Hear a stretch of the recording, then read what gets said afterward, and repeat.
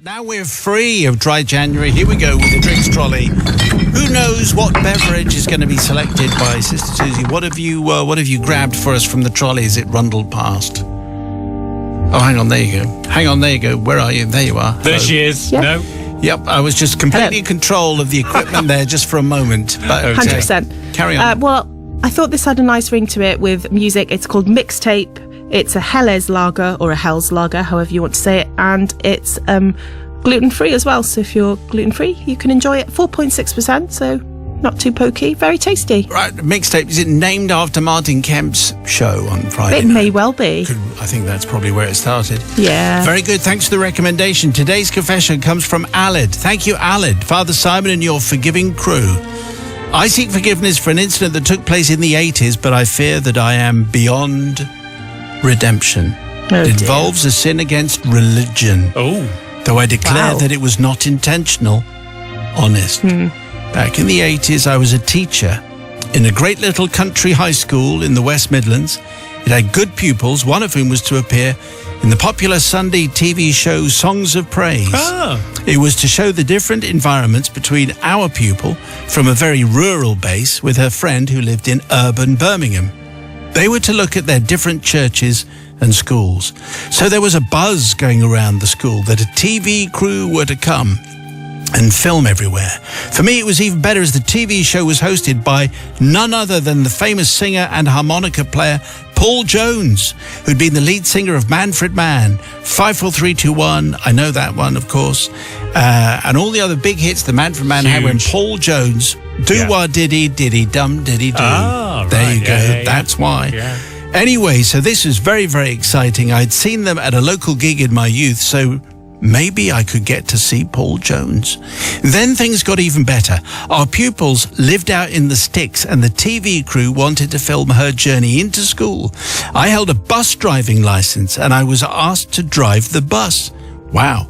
The only issue was that the bus was a real old bone shaker from the 1950s that I had never driven before, but it would be fine, and what could possibly go wrong? I got myself to the bus and fired it up. Then onto the bus came the TV producer to brief me. I think this is where Matt's going to lose it particularly. Okay. He was an interesting guy who took his role very seriously. His outfit was perhaps fitting for producers of religious programs in the 1980s. He wore a fisherman's smock. Of course he did. Smock. Oh, A fisherman's smock. Right, yeah. Socks and sandals, and a wooden cross on a leather strap dangling in front of him. The cross was nearly a foot long. It was truly massive. Wow. The briefing was... First time we had a fisherman's smock on the show. Yeah. The briefing was detailed and the producer said to me, right, is everything clear? Action! I was very keen to get my TV career started, so enthusiastically I released a large shiny lever in the cab of the bus as the producer walked backwards down the bus steps. I thought that the lever was the handbrake. As I said, I'd never driven this museum piece of a bus before, but no, there was a shudder, a brief rattle, and then a bang.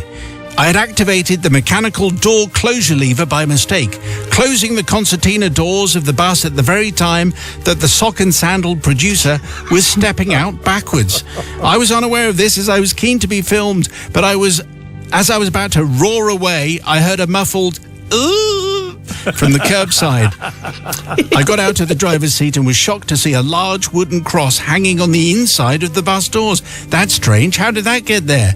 And then as I looked through the doors, I looked further through. There was the producer, eyes now bulging, hanging outside the bus doors, slowly choking. Oh, wow. As I said, I was unfamiliar with the operation of the bus control, so it's not my fault. It took a few seconds to open the door and release the producer, reuniting him with his cross, although his smock was slightly creased as a result. I apologized to the producer profusely, but it was at this point I realized that my TV career was probably over. Oh, no. We did the filming. I thought it was a big thing. Big moment. No. We did the filming. We got back to school. I sat with Paul Jones for lunch, but there was no mention of being caught by the crucifix. You make it sound like a crime. I don't think it is. The program went out and it was good, but it amounted to my first and last venture into television. I went to see Paul Jones appear in a live blues music performance just this week, and he was amazing, though this is irrelevant to the story. Right. I seek forgiveness from all sock-clad sandal wearers. I'm told that this is an acceptable combination and a good strong look, maybe. Matt maybe would know. And there it is. There it is. Anyway, Alid wants some forgiveness for basically, essentially, he nearly killed a religious producer, a producer of religious programs, whose cross was caught one side of the door while he was being strangled on the other. Yeah. Mind you, if you wear a smock, I mean, that was never acceptable, not even in the 80s, as far as I remember. Sister Susie. Well, I don't really know what a fisherman's smock is, to be honest. So I have to do a bit of googling. Well, after it's like a big loose shirt as worn by a fisherman. Yeah, you used to wear them when you do like painting, didn't you? At school? That kind of thing. Yeah, that kind of thing. Do you know what? He probably looked quite trendy. Socks and sandals are very in these days. You know. Yeah, but it's the 1980s. It wasn't in then, was it? He's Leading the jury. trendy. But I am just going to say I'm not going to forgive purely for danger. High voltage. High voltage, definitely from the door. I mean, the producer could have got strangled. Exactly, strangulation could have happened. So for that reason, not forgiving. Smock comes from the Middle English smock, meaning woman's undergarment. Oh, right. So there we go. Undergarment? Apparently so. That's a very big undergarment. That is absolutely massive. In my experience. What do you say to Alid? I mean, is it fair, really, to condemn this person for wearing fisherman's smock and socks and sandals? Yes, it is, I believe. Oh, no. Because, frankly, it doesn't go... I mean, we all know your religious producer didn't really need the huge crucifix with the leather strap as well. It felt like he was pushing the boat out. Pushing the boat out with his fisherman's smock. Well done, me. Row the boat ashore. So for all of the rowing a boat ashore metaphors, for all those reasons, I'm going to forgive. Okay, I think I understood that. 61054. First word is Simon. Forgiven or no? Thank you. Before the news, a confession from Alid, a torrid tale featuring songs of praise, a TV producer in a smock and a massive cross, an old bus, and a cameo appearance from Paul Jones of Manfred Mann. Yes. Rather bizarrely, but he was hosting the show. Yeah. But he's like incidental to the tale. He did not do anything wrong. No. It was Alid who trapped the producer and the producer's cross in the folding doors of the old bus.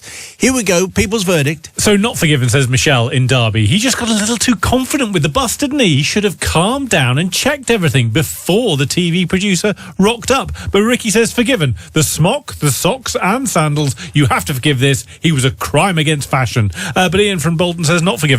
As the owner of a few old relic buses and a trustee of a large transport trust in the Northwest, no excuse, no forgiveness. It is not possible to mistake the handbrake lever for the door control. I think Ken Bruce probably would agree, actually being a bit of a bus fan himself.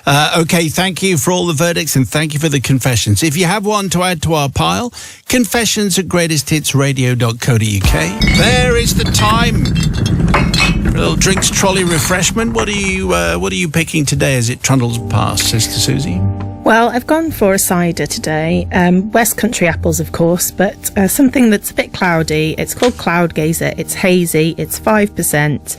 It's slightly sparkling, so not too fizzy, and very, very delicious. Thank you for the tip. Today's confession comes, which has a 15 certificate. Really? Yes, a 1 and a 5. Like that. And it comes from Derek. Good day all. Anonymous, please, for the purpose of this story. The name Derek would work. Oh, right. I prostrate myself before you all, the Reverend Father Simon, the alluring Sisters of Redemption, and the Archbishop of the That'll be you. I am a lorry driver and a tramper. That's where your truck is your home all week. It's good life, but you do miss the comforts of home, mostly the loo and the shower. Yeah. This particular incident was early 2000s, let's say 2005 for argument's sake. It was the summer, and after 3 days of long, hot hours and staying in hotel lay-bys or admiring the lustrous vistas of generic industrial estates, I decided to shell out a few quid and park for the night in a well-known and rather well-equipped South Yorkshire truck stop for the night. Knowing the place well, I went for my daily business and then a long, well-needed shower before popping to the restaurant for a carvery so that I could fill my fat belly. Okay. Wow. Good for you, Well, Derek. after I'd had a sufficient amount of roasted meat and veggies, I thought it would be rude of me not to visit the on-site, open to the public hostelry to partake in a couple of beers. It was early evening and I didn't need to move till 11 o'clock the following day, obviously not planning on getting laced, just enough to wash away the day and help me get to sleep in the stifling heat. Yeah. So there I was, sat at the bar on my own, sipping my second Guinness, thinking that would do me nicely. I was just about to leave when another pint appeared from nowhere. Confused, I asked where this was from, as I'd not ordered anything, and the lass behind the bar pointed to a group of women at the end of the bar. They looked like 1970s Coronation Street escapees, Father Simon. I raised my glass to thank them, not wanting to offend, and it was a free drink after all. Wow. One of these ladies, I'll call her Beryl, came over and asked if she could perch herself next to me and have a chat. Now, I'm an amiable man and hadn't really seen many people all week, so why not? Beryl was in her 50s. I was 30-ish. And the only way I can describe her is that she was a curvier Bet Lynch, bleached blonde hair, big hair, fake tan, leopard skin clothes and jewellery made of more plastic than I've recycled in the last 10 years. In all honesty, not really my type, to be honest, Father Simon. Besides, I was engaged and close to organising our wedding. Yeah. So what she wanted was never happening. Whatever that might mean. Yes. Beryl proceeded to buy another couple of rounds and I was starting to feel a little bit wobbly. Always drink responsibly. Yeah. So I said I should really go back to the truck and go to bed. Now, this is where I need forgiveness, as she offered to keep me company after she had powdered her nose. And I told her I was in the big red truck. What? With his private and swanky registration plate, and I'd see her there. And then I legged it. Mostly because my wagon was blue and white and parked that's why. opposite the red lorry with a very swanky, memorable registration number, which I had noticed when I parked up. I am ashamed to say I locked myself in my cab, opened the windows, because it was very hot, remember, and closed the curtains all bar an inch. I knelt on the floor, peering through the gap in the curtains as Beryl tottered across the parking area, up to the red lorry and tapped and banged on the door. Only to be greeted by a huge, in fact, massive gladiator-like man with long dreadlocks, who I'll assume was called Barry. I haven't a clue what he's actually called, but I'm just calling him Barry. Barry told her at a rather high volume and in no uncertain terms that she should wander off because she had woken him up. Obviously, he was very, very angry indeed. I, however, was in fits of laughter in the relative safety of my lorry for a good 10 minutes after she wobbled back into the building. I'm sure she could hear me giggling because of the open window. So, the collective of eternal repentance. Can I beg for forgiveness, please? I am on my knees again here, but at my age, getting up is a chore, if I'm honest. I would love forgiveness, firstly, for getting Barry rudely woken up. He was quite a scary behemoth of a man, and I'd hate for him to find me for retribution, even after all these years. And secondly, forgiveness from Beryl's bank account and bank balance, as the sherbets in that place were not exactly cheap. I'm sure she was a lovely lady, and I feel like a bit of an animal for leading her on the way that I did. Please be merciful with me, as this has played on my mind for too long. All my love, but not like that. Not like that, no. Derek, well, why sign it like that? Derek, the pseudonym-ridden trucker, is how he signs it. Well, it's a trucker's tale with an well, I thought there was 1 minute it was going that way, and then it was going in an entirely different way. Sister Susie, who's been, I can tell, tutting already. Yeah, in fact, from about 3 minutes ago. Yeah, just think it's just ridiculous behaviour, isn't he? He led her on, and you know, if he wasn't going to carry on, and then he should have said, you know what, Beryl, I don't want any more drinks. And also, where was him offering to, you know, repay the favour? If someone buys you a drink, you buy them a drink. That's the general hospitable rules. And I just think he wasn't very nice when he described it. And he could have just said, I don't want company. Don't want company, I'm engaged, thank you very much. And yeah, I'd be asking him to wander off and not forgiven. brother from another gutter. Well, I mean, he didn't want to be rude, did he? And she kept buying him drinks. What are you going to do? You know, oh, maybe I'll have another one and another one. And I'm in the red truck. Thanks very much. Bye. So, you know, I mean, I know everyone was fine with it in the end. And I'm sure she saw the funny side. I'm pretty sure she did. Sounded like she had a great sense of humour with all of those plastics. So, for all those reasons... What about Barry? Yeah, Barry, he seems like he was up for a laugh as well. Thought it was hilarious with his big hair. So for that reason, I'm going to forgive. Okay, all right. Well, I'm not quite sure you got away with that. No, I think I did. Right, Yeah. so it's the people's verdict, please. Do you forgive Derek, the pseudonym-ridden trucker, for his trucking confession? On the text, please, 61054, first word is Simon. But just before the news, we had a confession from Derek the trucker. And it was a story about Derek, Beryl, the buyer of drinks, and Barry the beer moth in the red truck. Yes. And Beryl was expecting Derek, but Beryl got Barry. yes, she did. And that was pretty much the tale, and the people's verdict like this. So not forgiven, says David. I feel sorry for Beryl. She saw a bloke she fancied, he led her on and sent her to the wrong truck. I think that's mean and Beryl deserves better. Robin Bristol says, forgiven. I know the truck stop that Derek was at very well and the carvery is thoroughly recommended. Very good. Yes. Turning it into a positive. Indeed. Yes. Ruth, though, says, definitely not forgiving tonight. What a cad Derek is, letting that very nice Bet Lynch type lady buy his drinks. Plus, he doesn't know what she wanted. Maybe she just wanted to talk or play some parlour games with him. Bad Derek. Thanks, team. Kiss, kiss. Parlour games. Yeah, I'll bet. Okay. Well, if that's inspired a thought in you, maybe you have a confession for us. Send it to confessions@greatesthitsradio.co.uk. And Sister Susie chooses something enticing every single day for us. What are we going for today? Well, I've gone for a gin and tonic today, and I've gone for Caroon, which is a small batch of Scottish gin. And instead of a slice of lemon or lime, try it with a slice of red apple, and it's very tasty.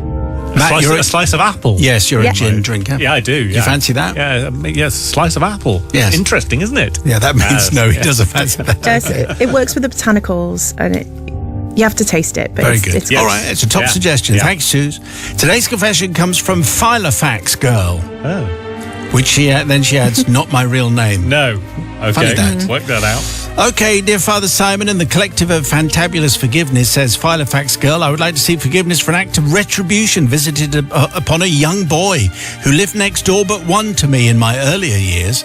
At this point, I'd like to put my act of retribution into context in the hope that you might understand my behaviour. Don't think we will.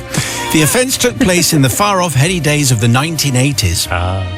At this time, I was a fashionable girl about town in my mid-20s. Skirts were short and shoulder pads were wide, enough to be an obstacle when squeezing through door frames, and carrying a Filofax was practically compulsory. Yes. As a single girl, I was ridiculously pleased with myself. I'd bought my first house. What? A gorgeous little 2-bedroom Victorian end of terrace in Brighton. Different times. And I bought it all on my own. Before moving in, I spent a week of very long days scrubbing, cleaning and painting the whole house. I used all of my savings on carpets and furniture to make it into a beautiful home. I was thrilled and absolutely loved my little house. However, next door but one lived a young boy of around 8 or 9 years old. He and his friend frequently played ball in the middle of the road, sometimes playing chicken and running in front of cars, which was nerve-wracking for drivers coming down a very steep hill, to say the least. After all, I felt it would be very hard to retain a good relationship with my neighbours if I had, albeit accidentally, run over their son. Yes, that was true. At this point, Filofax Girl says, I feel I should add that I had no experience other than school, which doesn't really count, of being with children. Our family didn't seem to breed well in captivity, so there were no brothers, sisters, cousins, or even babysitting experience. Okay. I'm getting a certain feeling about Filofax Girl. Yeah. The compulsion for small boys to kick footballs all over the place was something I just didn't understand. What's wrong with them? So then imagine my anger when I came home one lovely summer evening just in time to see said little boy and his sidekick scaling the brick wall in my back garden on the way back to his own house and trampling into the ground a beautiful Japanese maple tree given to me as a housewarming gift by my lovely mum. I charged 2 houses up the hill brandishing my murdered tree, only to have him and his sidekick deny all knowledge to the boy's mum, who then considered the subject closed and shut the door. At this point, You could say our relationship had irretrievably broken down, and I made up my mind to put a stop to the tree killer and his antics. Okay. Like most Victorian houses, my much-adored home had a tiny little garden at the front, and the tree killer was frequently in the habit of kicking his football into it and coming into the garden to retrieve it. And surprisingly, early one evening, as I prepared for a night out on the downtown in Brighton, there was a loud bang from the sitting room at the front of the house. Worried that there might be something seriously wrong, I dashed into the sitting room to find a football on the sofa and a large bowl-sized hole in my front window. There was glass everywhere. It would be fair to say I wasn't happy. And needless to say, it wasn't long before the tree killer's football sailed through the air again into the front garden. Having watched this from behind the curtains, I swiftly opened the door, grabbed the ball and took it hostage. It was only a matter of minutes before the boy knocked at my door asking for the return of his ball, which I did so with a smile. Back in my viewing spot behind the curtains, I watched with anticipation as the boy walked down the short concrete path, happily giving the newly retrieved ball a bounce. Except the ball didn't bounce. It stayed on the path because what he didn't realise was that I had used the few minutes it had taken for him to come round to ask for the ball back, to take it into the kitchen and stab it with a very sharp set of utensils that I had to hand. And so, Father Simon, I kind of need forgiveness, not from the tree killer, because I hope he learnt some respect for other people's homes, but from the many women who, like me, look like me, to whom he has probably taken an instant and inexplicable dislike over the last 35 years. And in my defence, in that time, I've become much kinder to children. Oh, okay. Although, if I'm honest, I still don't like boys with footballs. Oh. All the best, Filofax girl, who I'm afraid doesn't present herself in the best light. That's what I'm saying. I would think that might be represented in what some people have to say, but we'll find out with the people's verdict. But Susie goes first. Yeah, I don't know how I feel about this one because, yeah, she probably should have been a bit nice. But then, you know, I would have found a ball being kicked into my garden/house very annoying. And also, I don't agree with the chicken either. I'm just going to say you shouldn't run in front of cars. It's danger, high voltage to start with. But, I don't know where I feel about this. Maybe just because she could have approached it differently, that I'm going to not forgive her. Yes, it's not that difficult. Don't stab the ball. I mean, that's I probably would have done it. You know. Anyway, Brother Matthew, I'm afraid my sympathies are very much with Filofax Girl and not with the tree killer. You're going around stamping on other people's trees. That's not on at all. And I've got to say, I've got some sympathy. I mean, we've all... I mean, I know that the neighbours don't come round to our house anymore for their balls back. Why not? Not since I brought in the policy of you better be packing some manners if you're knocking on my door. And now the neighbours don't want to come round at all. Because they don't have any manners? No, yeah, exactly. So their balls go flat. Never stabbed any balls though. So, but for all of those reasons, I think Filofax Girl should be forgiven. Surprisingly lenient, I think, from Matt. It's the people's verdict on 61054. First word is Simon. Do you forgive Filofax Girl? Yes or no? It's the people's verdict. That's what we're after.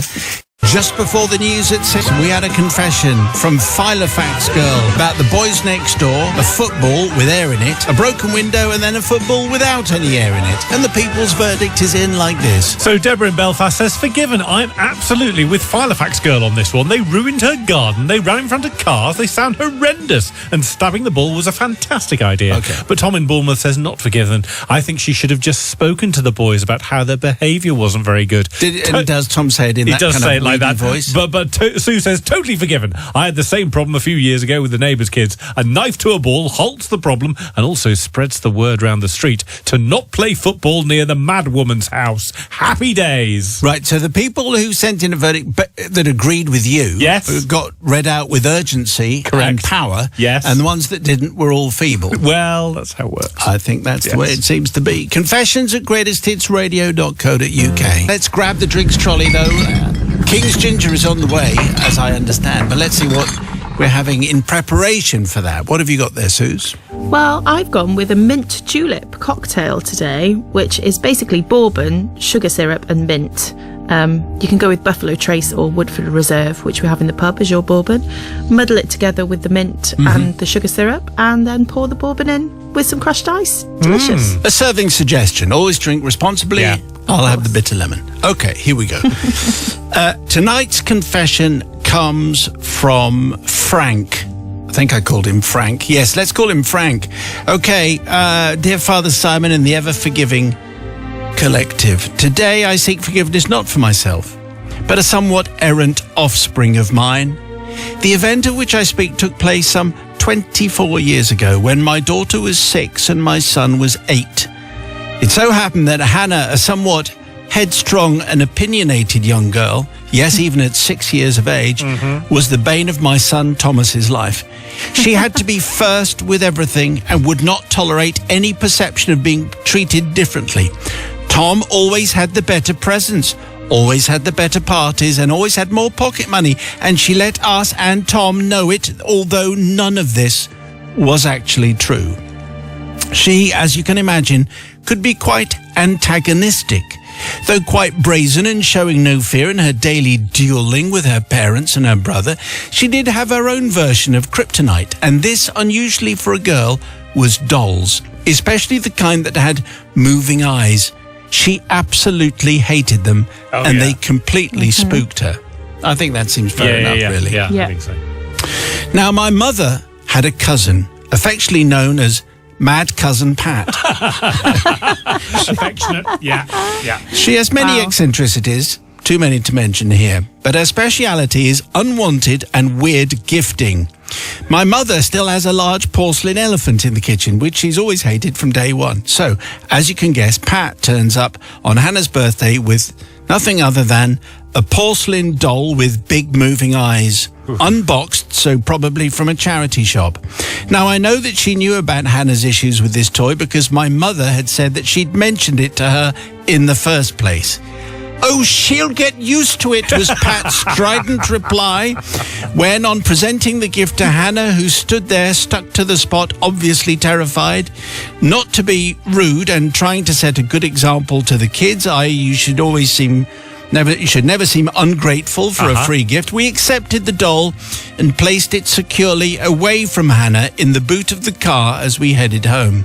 We tried to explain that we wouldn't be burning it or putting it in the bin because that isn't what you do with presents, but as a recognition of her fear of these dolls, the offending object would be placed in the cupboard under the stairs, which had a latch on the outside. It would therefore be safe and removed from her presence at all times. So, Hannah watched as we placed it in the back of the cupboard, shut the door, and dropped the latch. Job done. It would only be seen again when enough time had passed to actually throw it out.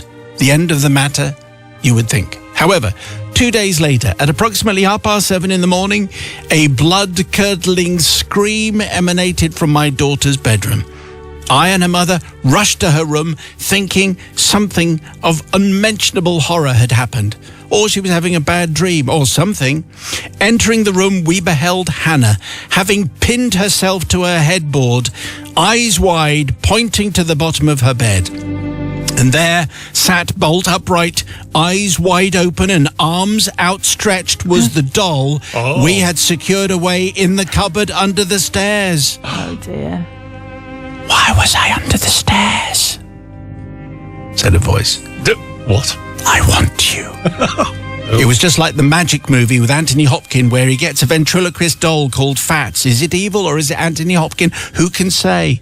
Because by now, Brother Tom had joined us and was looking at the scene poker-faced. We didn't need to ask any questions. We knew exactly what had happened.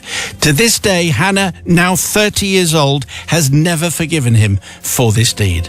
So Father Simon asked forgiveness for Tom and his dastardly undertaking to frighten the living daylights out of his sister.